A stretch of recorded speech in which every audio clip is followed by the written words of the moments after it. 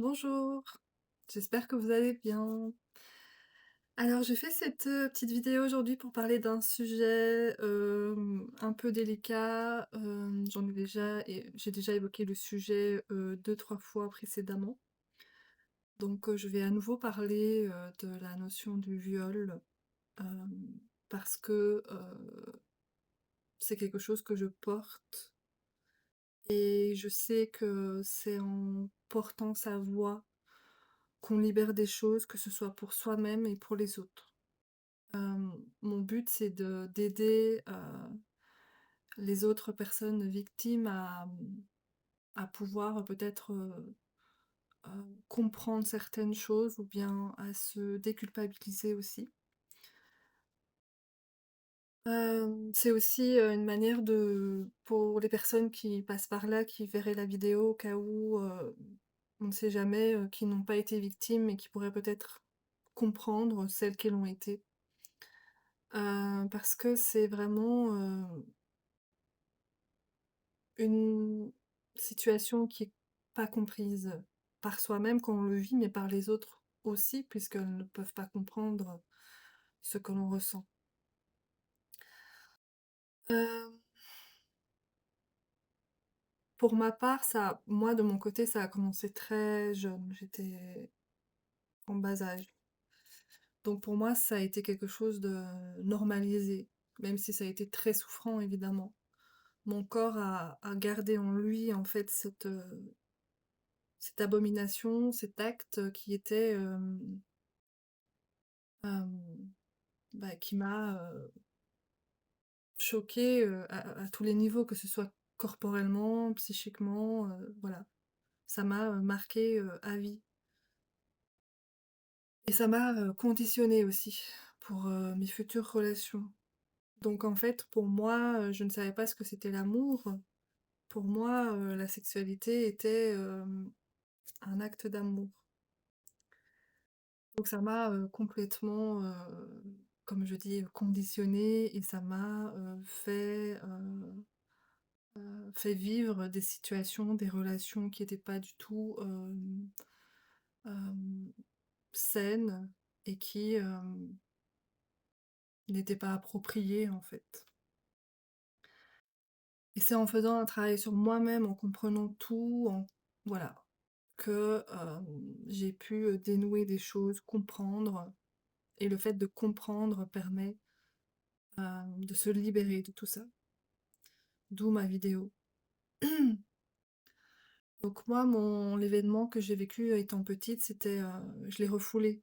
Donc c'est-à-dire que j'ai vécu avec ça sans le savoir. Ce qui veut dire que en fait, j'ai pas, appris à dire non, que ce soit pour un acte sexuel, mais que ce soit pour tout.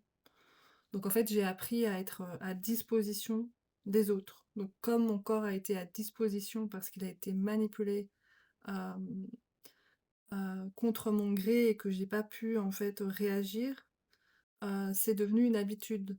Donc pour moi, j'étais quelqu'un, même si j'ai toujours été quelqu'un de très franc, dans les états de stress, je ne gérais pas et je rentrais dans un état de sidération et donc l'état de sidération, c'est ça en fait, on est figé et c'est comme si l'esprit il part, on n'est plus maître de soi et on se laisse, faire et on se laisse submerger en fait par ce qui se passe. On n'est plus en capacité de réagir en fait. D'où, l'incapacité à dire non aussi, ça vient de là. Mais quand on a vécu ça dans l'enfance en plus, c'est vraiment ancré en nous, cette incapacité à dire non. C'est comme si, hem, on l'a pas appris en fait. C'est comme si, voilà, on ne peut pas, le verbaliser parce que c'est pas, quelque chose qu'on a, intégré. Et à savoir, c'est que quand on revit des situations, très stressantes, cet état de sidération se réenclenche de lui-même de manière un peu automatique et donc on a beaucoup de situations où on n'arrive pas à gérer, que ce soit un conflit avec quelqu'un, même si c'est juste une dispute ou quoi. Donc voilà, après ça dépend de chaque cas évidemment, mais ce que je veux dire, c'est que il faut pas forcément revivre une agression, un viol pour être en état de sidération. On peut le revivre à d'autres situations aussi. Et plus on a été impacté dans l'enfance et par la suite, plus ça a été répété, plus ça a été, peut-être, traumatisant et plus, l'état d'hypervigilance, sera, présente, que ce soit de manière, constante ou de très intense. Hem, donc c'est intéressant de prendre conscience de ça aussi parce que par moment, il y a des gens qui sont, dans des états, on comprend pas pourquoi ils réagissent pas ou, et on est dur avec eux, on se dit: «Ouais, mais c'est bête, pourquoi il réagit pas?» Comme des fois, des histoires de femmes qui sont battues, mais on des gens disent: «Mais elle est bête, pourquoi elle s'en va pas? Elle sait bien que ça va pas changer». Oui, mais sur l'instant, elle sait pas, en fait. Elle sait pas réagir déjà, elle est figée, et après, en fait, il y a une vraie, hem, une vraie incorporation, je sais pas comment dire, une intégration de cet état de flottement, en fait. C'est comme si la personne elle est pas vraiment là, elle est pas vraiment ancrée dans son corps, elle est pas, très présente, en fait. Donc elle est, plus dans un automatisme et en fait, elle est tout le temps dans son hypervigilance et tout le temps, coupée d'elle-même et elle n'arrive pas à prendre position. Elle ne sait pas dire non. Elle ne sait pas réfléchir de manière, je dirais, structurelle. Et puis en fait, quand on a appris à être à disposition en fait de son agresseur, quand on est face à un agresseur, en fait, ce comportement de mise en disposition s'enclenche automatiquement. Donc c'est vraiment, ça paraît fou à entendre, mais c'est la vérité. C'est le corps, c'est l'esprit qui se dissocie et qui, par mesure de protection, en fait, se réenclenche pour ne plus subir, en fait. On se coupe de tout, on se coupe de son esprit et donc de ses émotions aussi et en fait, comme je dis, on se met à disposition de manière automatique, sans gérer la situation et en subissant ce qui se passe et donc malheureusement, les personnes qui ont été victimes vont, revivre et revivre et revivre ce genre de situation, jusqu'à ce qu'elles, puissent avoir, une, porte de sortie, donc que ce soit, grâce à quelqu'un qui l'encourage ou d'elle-même qu'elle arrive à avoir cette ressource intérieure d'aller, trouver de l'aide et de trouver de l'aide, qui lui correspond aussi parce que ça c'est aussi quelque chose de très important. Et de faire ce chemin en fait de compréhension et de libération de toutes ces mémoires en fait qui bloquent et qui nous rentrent, dans cette dynamique de manière automatique, dans cet état dissociatif en fait. Hem, D'avoir traversé, tout ça justement, dans mon expérience personnelle, ça me permet vraiment de voir l'avant, l'après, de comprendre, ce qui se passe vraiment à travers tout ça. Hem Je pense que c'est essentiel en fait d'aller vraiment, même si ça paraît douloureux et hem, que ça peut faire peur évidemment, mais en fait dans l'idée, dans la thérapie, c'est qu'on va revisiter, des moments en fait, de souffrance, mais c'est juste la dernière fois qu'on va le revisiter. Après on s'en libère et personnellement, c'est ce que je veux témoigner aujourd'hui, c'est que dans mon expérience, ça s'est fait. Ça n'a pas été facile, ça a été un peu long. Hem, Ça m'a demandé du courage, ça m'a demandé d'avoir, une certaine, confiance aussi dans la vie, dans l'avenir. Mais c'est faisable, ça se fait. On peut s'en sortir, on peut, guérir de ça, en fait. Hem, alors on n'oublie pas évidemment, hein. Mais en tout cas, on n'est plus dans la souffrance. On arrive à retrouver le sommeil, on arrive à retrouver, la confiance aussi, dans les autres, dans les hommes et voilà, en fait, surtout on retrouve confiance en soi parce que, c'est là aussi où tout bascule pour nous parce que finalement on comprend pas nous-mêmes, on se dit: «Mais pourquoi est-ce que je réagis pas en fait? Pourquoi est-ce que je me laisse faire? Pourquoi est-ce que je retourne tout le temps dans des situations similaires? Pourquoi est-ce que j'ai pas vu que lui, même s'il y avait comment dire? Des indications, pourquoi est-ce que je refais confiance à une personne qui me semble, pas, suffisamment, normale, enfin normale non, mais suffisamment, saine? Pourquoi est-ce que je retourne face à des agresseurs constamment? Donc ça, c'est vraiment, une chose qui est horrible à vivre parce que, eh bien, on se fait plus confiance et on a honte. On a honte de soi parce qu'il y a des choses, il y avait heu, voilà, on aurait pu, en fait, on se le dit tout le temps, on aurait pu s'en rendre compte, on aurait pu y penser, on aurait pu, prévoir et on porte cette honte absolue alors qu'en fait, comme je l'ai expliqué juste avant, c'est cette incapacité à dire non, cette, incapacité en fait à ressentir le danger. Et puis il y a aussi ce principe où, de manière automatique, on est attiré par ce type de personnes parce que, parce que c'est ce qu'on connaît en fait. Donc,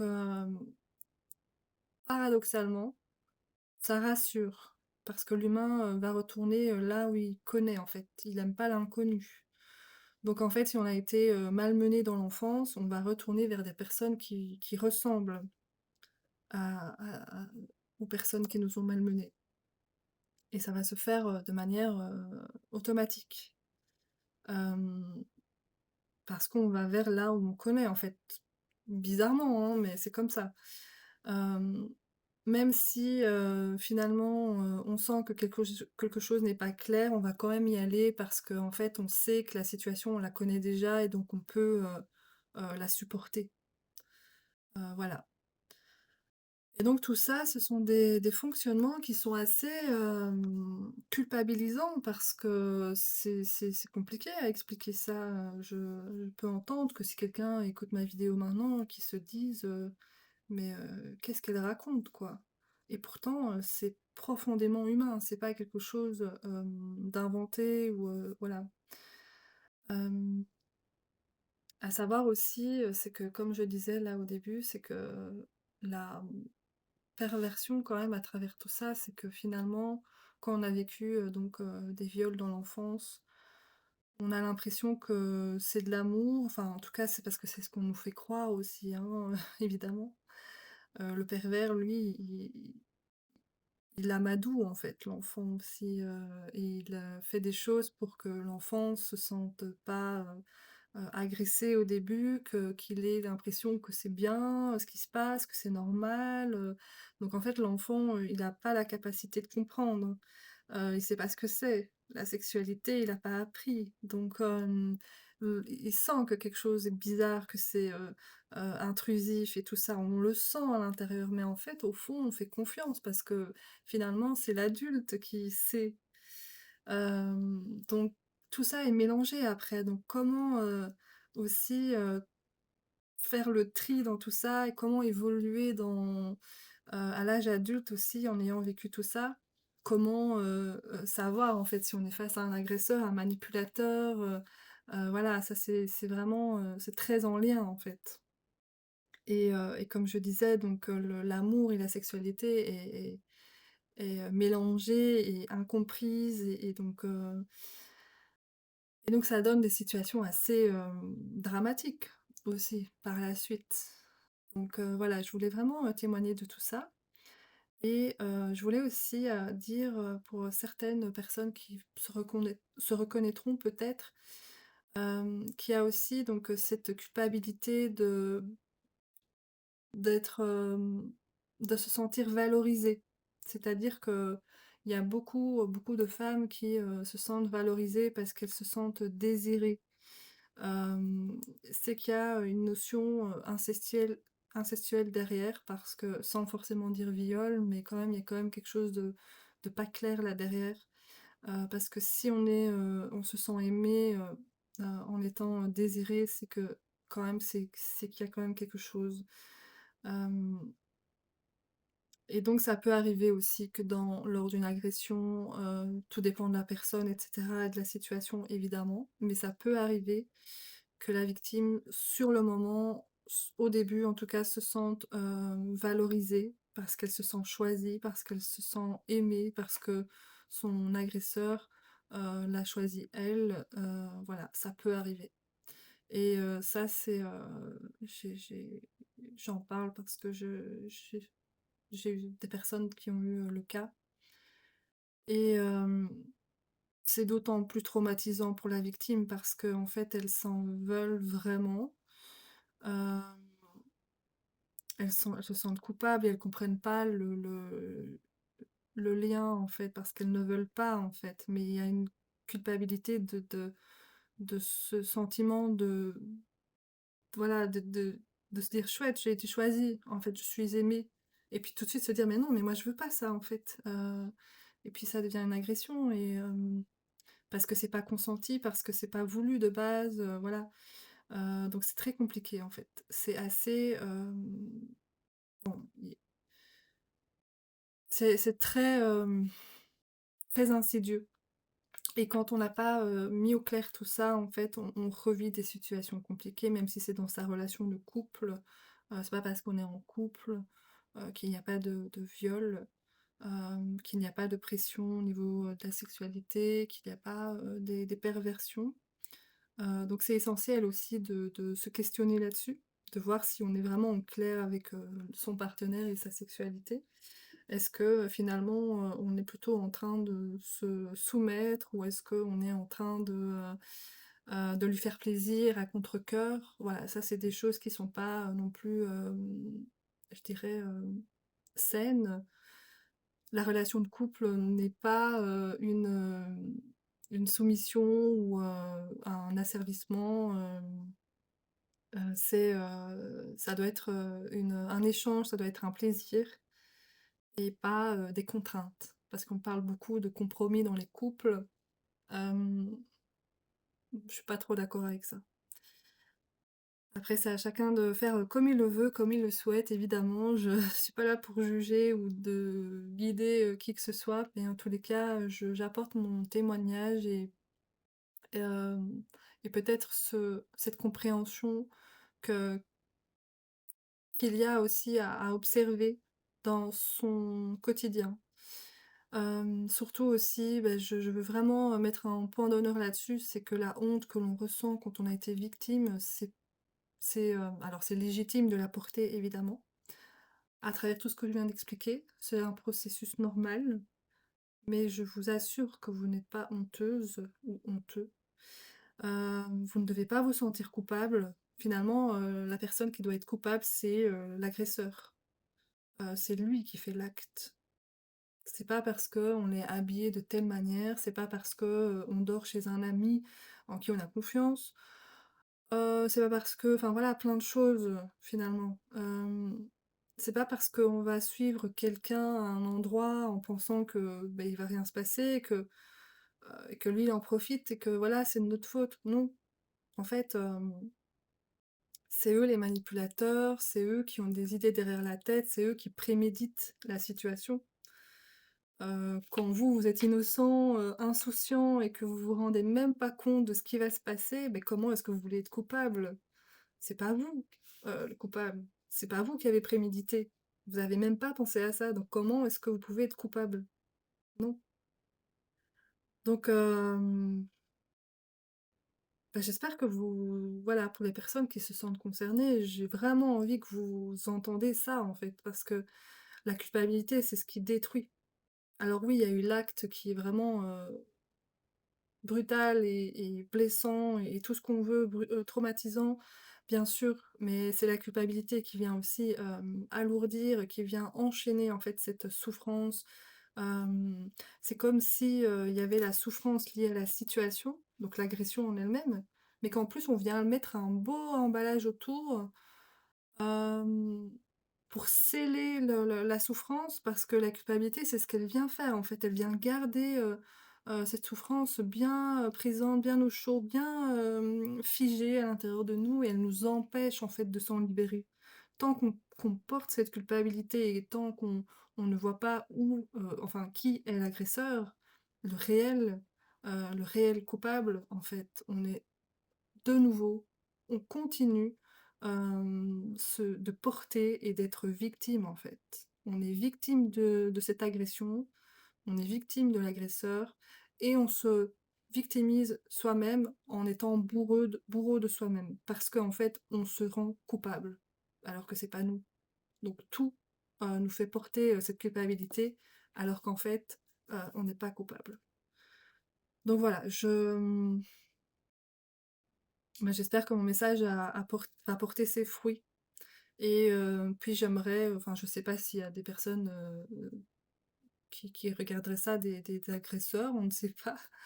Mais en tout cas, réfléchissez à 2 fois avant de faire, quoi que ce soit parce que ce que vous faites, c'est vraiment, bah, inhumain finalement. C'est pas, normal ce que vous faites, et je pense que ça serait intéressant que vous alliez voir un spécialiste aussi. C'est pas que les victimes qui doivent aller, se faire aider, c'est aussi, les agresseurs. Parce que, finalement, c'est eux qui portent bien plus de choses, lourdes et violentes à l'intérieur d'eux, qui se sentent obligés, en fait, de l'extérioriser en faisant du mal à quelqu'un, en prenant le pouvoir sur quelqu'un. En prenant le pouvoir sur quelqu'un, il va, se donner l'impression qu'il est plus, puissant et qu'il gère sa vie et cetera. Hem, il prend de l'énergie à la personne qui l'agresse aussi, enfin voilà, c'est beaucoup de choses qui y a dessous et bien et je pense qu'il est temps d'avoir ce courage. Alors si vous avez ce courage d'aller agresser quelqu'un, je pense que vous avez le courage d'aller consulter pour vous apaiser et de trouver des vraies solutions, plutôt que de faire du mal à d'autres personnes qui n'en ont pas besoin et qui ont déjà assez souffert en plus que ça. Hem, donc voilà. Je vous dis à très bientôt et beh, prenez soin de vous et prenez soin de votre entourage, et voilà, si vous avez besoin d'en parler, je suis là aussi. Vous pouvez m'envoyer un message, un email et je prendrai le temps de répondre évidemment. Voilà, je vous dis à bientôt.